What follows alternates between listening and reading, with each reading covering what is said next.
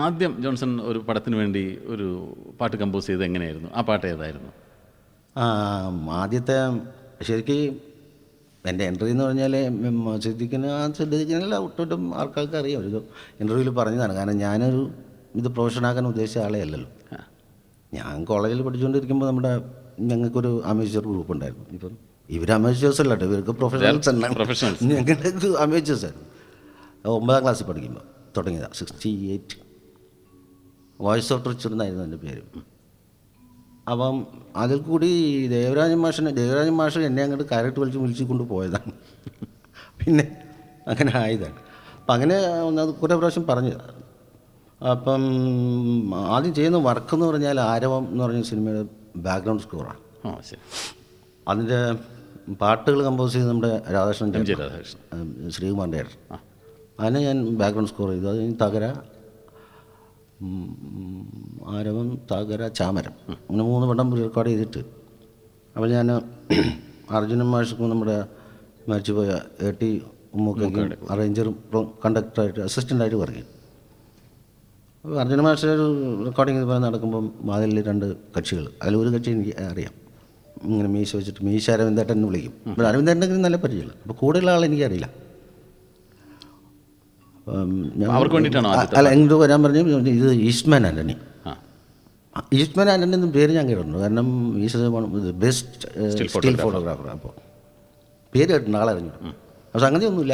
അവരൊരു ചെറിയ പടം, വളരെ ബഡ്ജറ്റ് കുറഞ്ഞൊരു പടം ചെയ്തിരുന്നു. ഒരു ടൈറ്റിൽ സോങ് വേണം, റീ റെക്കോർഡ് ചെയ്യും വേണം, പടം തീർന്നിരിക്കുക. അല്ല, ഹീറോയിൻ ആരാന്നറിയോ? സ്മിത, സിൽക്ക് സ്മിത, സാക്ഷാൽ സിൽക്ക് സ്മിത. അപ്പോൾ റീ റെക്കോർഡിങ് കഴിഞ്ഞ് അന്ന് തന്നെ പിന്നെ പാട്ട് കൊണ്ടുവന്നുണ്ടോ എന്ന് ചോദിച്ചു. പാട്ട് അവർ കയ്യിലുണ്ടായിരുന്നു. ഒരു മടങ്ങി തുടങ്ങിയ ഒരു കടലാസ് എടുത്തു മാർക്ക് ചെയ്ത് ദാമോദരനെ എഴുതി കൊടുത്തു. അപ്പോൾ മാർക്ക് ചെയ്ത് ദാമോദരൻ എനിക്കറിയില്ല. അപ്പോൾ എപ്പോഴാണ് വേണം? നാളെ കിട്ടിയാൽ അത്ര പോരും ഒക്കെ എന്ന് പറഞ്ഞു. ഞാൻ വീട്ടിൽ കൊണ്ടുപോയി അന്ന് വാടകയ്ക്ക് താമസിച്ചുകൊണ്ടിരുന്ന് നോക്കി. പിന്നെ വിബീന വാടിക എന്തോ ഒരടിയായിട്ട് ഞാൻ കിടന്നു തുടങ്ങി. അപ്പം ജയേട്ടനെ വിളിച്ച് പറഞ്ഞ്, ചേട്ടൻ ഒരു പാട്ടൊന്ന് പാടണമല്ലോ എന്ന് പറഞ്ഞു. ഞാൻ പറഞ്ഞാൽ പഠനം ചെയ്യുന്നു. അങ്ങനെയൊന്നുമില്ല, ഒരു ചെറിയ ഞാൻ പറ്റാമല്ലോ എന്ന് പറഞ്ഞു. ആ സ്റ്റുഡിയോ തന്നെ ഫിക്സ് ചെയ്തു. ആ പാട്ട് പിന്നീട് പുറത്തു വന്നില്ല. കാരണം അത് ഒന്നാമത് ടൈറ്റിൽ സോങ് ആണ്. പിന്നെ ഇങ്ങനെ ഒരു ഓഫ് ബീറ്റ് പടമായിരുന്നത്. പിന്നീട് അതിൽ എൻ്റെ കോമഡി എന്താ വെച്ചാൽ, ഒരു 4-5 വർഷം ഡിസ്ട്രിബ്യൂഷനിലാണ് കിടന്ന ആ പടം. അപ്പോഴേക്കും സിൽക്ക് സ്മിത ഒരു എന്താ പറയുക, നമ്മളൊരു ഐറ്റം നമ്പറായി.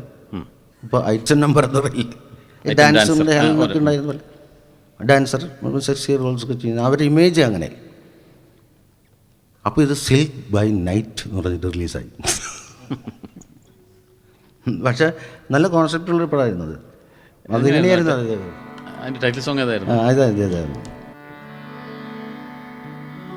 വിപിനവാടിക കുയിലു തേടി വിഭജികയോ മണിവിരലു തേടി പുരുഷ കാമന ഇന്നും സ്ത്രീയിൽ ഇവിടെ ജനിമൃതി പൂക്കും വഴി ഇണയെ തേടി സ്വയം ഇണയെ തേടി. അത് ഒരു ഡെത്തിൻ്റെ സിമ്പിളായിട്ടാണ് ടോട്ടൽ ആ പടത്തിൽ ഒരു ക്യാരക്ടർ വരുന്നുണ്ട്. അപ്പം it's not a normal melody. നമ്മുടെ മ്യൂസീഷ്യൻസിന് മനസ്സിലാവും. അതിലൊരു വലിയ മായം ഒരു 7th ഒക്കെ വന്നിട്ട് ഇറ്റ് മേക്സ് ഒരു ചന്ദ്രികയിലൊന്നും അതുപോലത്തെ പാട്ടല്ല ഇത്.